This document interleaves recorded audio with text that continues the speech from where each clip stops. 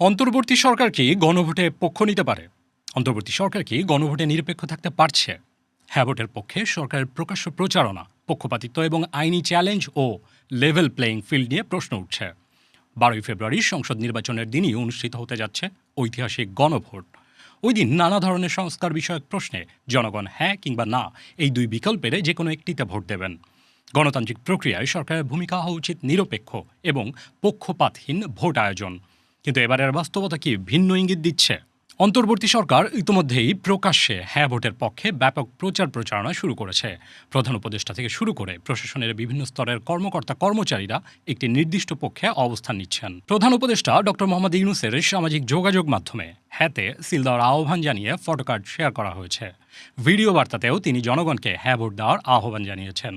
Bank কর্মকর্তা, school, college ও মাদ্রাসার শিক্ষক সহ বিভিন্ন পেশাজীবীকে হ্যাঁ ভোটের পক্ষে প্রচারণা চালাতে নির্দেশ দেওয়া হয়েছে। অর্থাৎ সরকারের একটি বড় অংশ কার্যত একটি পক্ষের প্রচার যন্ত্রের রূপ নিয়েছে।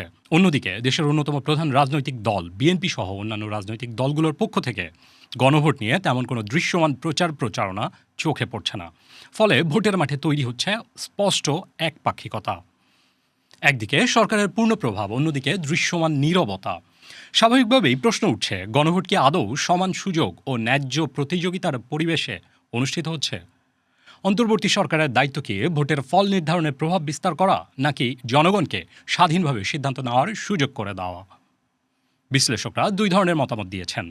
কেউ কেউ মনে করছেন গণভোট আয়োজনে সরকারের ভূমিকা গুরুত্বপূর্ণ, কিন্তু তারা একটি পক্ষ নিতে পারেন না। আবার এমনও বলা হচ্ছে এবারের গণভোটের সরাসরি অংশীদার অন্তর্বর্তী সরকার, তাই তাদের পক্ষ নিতেই হবে। সংবিধান বিশেষজ্ঞ ও জ্যেষ্ঠ আইনজীবী শাহদিন মালিক মনে করছেন সরকার একটি পক্ষ নিয়েছে। হ্যাঁ যদি জিতেও ভবিষ্যতে অনেক আইনি চ্যালেঞ্জের সম্মুখীন হবে। গণ অভ্যুত্থানে আওয়ামী লীগ সরকারের পতনের পর অন্তর্বর্তী সরকার ক্ষমতায় এসে বিভিন্ন সংস্কার কর্মসূচি হাতে নেয়। প্রথমে 6টি কমিশনের সংস্কার প্রস্তাবগুলো নিয়ে রাজনৈতিক দলগুলোর সঙ্গে আলোচনা করে জাতীয় ঐকমত্য কমিশন। এরপর জুলাই সনদ সংস্কার প্রস্তাবগুলো অন্তর্ভুক্ত করে তা বাস্তবায়নের জন্য গণভোটের সিদ্ধান্ত হয়।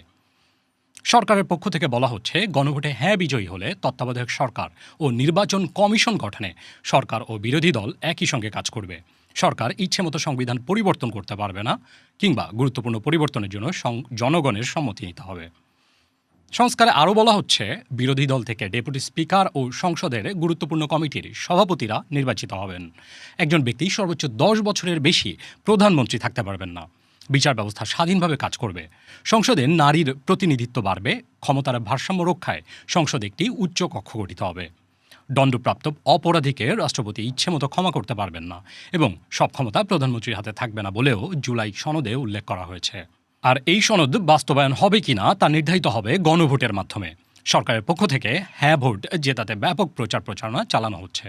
আগামী 12ই ফেব্রুয়ারি জাতীয় সংসদ নির্বাচনের দিনেই অনুষ্ঠিত হবে গণভোট। গণভোটে আপনি হ্যাঁ ভোট দিলে বৈষম্য, শোষণ আর নিপীড়ন থেকে মুক্ত হবে বাংলাদেশ। আমি আপনাদের সকলের প্রতি আহ্বান জানাই, আগামী নির্বাচনে গণভোটে অংশ নেন। রাষ্ট্রকে আপনার প্রত্যাশা মতো গড়ে তোলার জন্য হ্যাঁতে সিল দেন। সরকার হ্যাঁ ভোটের পক্ষ নেওয়ায় সমালোচকদের কেউ কেউ বলছেন সরকার প্রচারণা চালাতে পারে, আবার কেউ বলছেন চালাতে পারে না। সরকার সরাসরি একটি পক্ষে অবস্থান নিলেও গণভোট পক্ষপাতিত্ব হবে না বলে মনে করেন নির্বাচন বিশ্লেষক ও নির্বাচন ব্যবস্থা সংস্কার কমিশনের সদস্য আব্দুল আলীম। তিনি বলেন, যদি বাংলাদেশের গণভোটের ইতিহাসে যাই তাহলে আগে যতগুলো হয়েছিল সবগুলোতেই সরকার হ্যাঁয়ের পক্ষে ক্যাম্পেইন করেছিল। সরকারের প্রশাসন ও বিভিন্ন প্রতিষ্ঠান সবারই এক ধরনের হ্যাঁয়ের পক্ষে অবস্থান ছিল। আব্দুল আলীম বলেন, আর এই সরকার বরং আরও বেশি করে করার কথা, কারণ এই সরকারের জন্মই হয়েছে জুলাই মুভমেন্টের মাধ্যমে। আর জুলাই মুভমেন্টের লক্ষ্যটা পরিবর্তন, চেঞ্জ, ট্রান্সফরমেশন। কাজেই সরকার তো আগে থেকেই পার্ট হয়ে গেছে। এ তো নতুন কোনো কিছু না। তারা যে সংস্কারের জন্য কমিশনগুলো করেছে এটা দিন শেষে গণভোটে চলে এসেছে। আব্দুল আলীম আরও বলেন, এখানে সরকার তো একটা পার্টিই হবে, এটা খুব স্বাভাবিক ব্যাপার। এটা নিয়ে প্রশ্ন তোলার খুব সুযোগ আছে বলে মনে হয় না। কিন্তু সংস্কার ও পরিবর্তন সরকারের লক্ষ্য হলেও তারা ভোটের মাঠে পক্ষ হতে পারে না, মনে করেন নির্বাচন বিশেষজ্ঞ ও নির্বাচন কমিশনের সাবেক অতিরিক্ত সচিব জেসমিন টুলি। তিনি বলেন, সরকারের ভালো মেরিটগুলো কি কি সব ব্যাখ্যা করতে পারে, কিন্তু একেবারে সরাসরি ভোটারকে কোনো পক্ষে ভোট দেবে সেটা ভোটারের ওপর ছাড়াটাই যথার্থ বলে মনে করি। তিনি আরও বলেন, আপনি আমাকে বলে দিতে পারেন না যে আমি কি করব, সেটা তো কারোই বলতে পারা উচিত না ভোটারকে। হ্যাঁ ভোট দিতে শিক্ষার্থীদের উদ্বুদ্ধ করতে দেশের সব বিশ্ববিদ্যালয়, কলেজ, স্কুল ও মাদ্রাসা পর্যায়ে প্রচার চালানোর সিদ্ধান্ত নিয়েছে বিশ্ববিদ্যালয় মঞ্জুরি কমিশন ইউজিসি।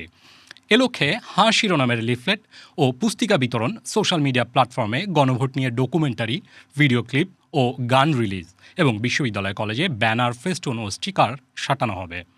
গণভোটের প্রচার ও ভোটার উদ্বুদ্ধকরণে বিভাগীয় কর্মকর্তা প্রতিনিধিদের সঙ্গে মতবিনিময় করেছেন প্রধান উপদেষ্টার বিশেষ সহকারী অধ্যাপক আলী রিয়াজ। সেখানে তিনি বলেন, হ্যাঁ এর পক্ষে প্রচার চালাতে প্রজাতন্ত্রের কর্মচারীদের কোনো আইনগত বাধা নেই। এরপর একটি টেলিভিশন টক শোতে বিষয়টি নিয়ে ব্যাখ্যা দিয়েছেন সংবিধান সংস্কার কমিশনের সাবেক এই প্রধান। সরকারের হ্যাঁ ভোটের পক্ষ নেওয়া, এমনকি গণভোট নিয়ে প্রশ্ন তুলেছেন সংবিধান বিশেষজ্ঞ ও জ্যেষ্ঠ আইনজীবী শাহাদিন মালিক। সম্প্রতি একটি ভিডিও সাক্ষাৎকারে এই বিষয়ে বিস্তারিত তুলে ধরেছেন তিনি। অর্থাৎ সরকার একটা ভোটের ব্যাপারে অলরেডি পক্ষ নিয়ে নিয়েছে। এটা ভবিষ্যতে হাত যদি জিতেও এটা ভবিষ্যতে অনেক আইনি চ্যালেঞ্জের সম্মুখীন হবে। গণভোটে হ্যাঁ এর পক্ষে অন্তর্বর্তী সরকারের প্রধান উপদেষ্টার সমর্থন কেন বাংলাদেশের গণতান্ত্রিক চর্চার সঙ্গে সামঞ্জস্যপূর্ণ তা নিয়ে একটি ব্যাখ্যা দেওয়া হয়েছে প্রধান উপদেষ্টার ফেসবুকের এক পোস্টে।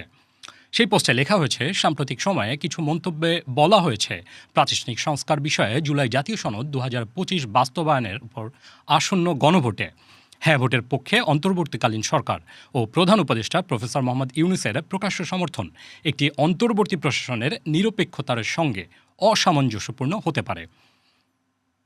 এই উদ্বেগ আলোচনার যোগ্য হলেও বাংলাদেশের বর্তমান রাজনৈতিক বাস্তবতা, অন্তর্বর্তী সরকারের ম্যান্ডেট এবং আন্তর্জাতিক গণতান্ত্রিক চর্চার আলোকে মূল্যায়ন করলে এ ধরনের সমালোচনার ভিত্তি নেই বলেও বলা হয়েছে এই পোস্টে। গণভোটে হ্যাঁ এর পক্ষে অন্তর্বর্তী সরকারের প্রধান উপদেষ্টার সমর্থন কেন বাংলাদেশের গণতান্ত্রিক চর্চার সঙ্গে সামঞ্জস্যপূর্ণ তা নিয়ে একটি ব্যাখ্যা দেওয়া হয়েছে। প্রধান উপদেষ্টার ফেসবুকের এক পোস্টে লেখা হয়েছে, সাম্প্রতিক সময়ে কিছু মন্তব্যে বলা হয়েছে প্রাতিষ্ঠানিক সংস্কার বিষয়ে জুলাই জাতীয় সনদ 2025 বাস্তবায়নের উপর আসন্ন গণভোটে হ্যাঁ ভোটের পক্ষে অন্তর্বর্তীকালীন সরকার ও প্রধান উপদেষ্টা প্রফেসর মোহাম্মদ ইউনূসের প্রকাশ্য সমর্থন একটি অন্তর্বর্তী প্রশাসনের নিরপেক্ষতার সঙ্গে অসামঞ্জস্যপূর্ণ হতে পারে।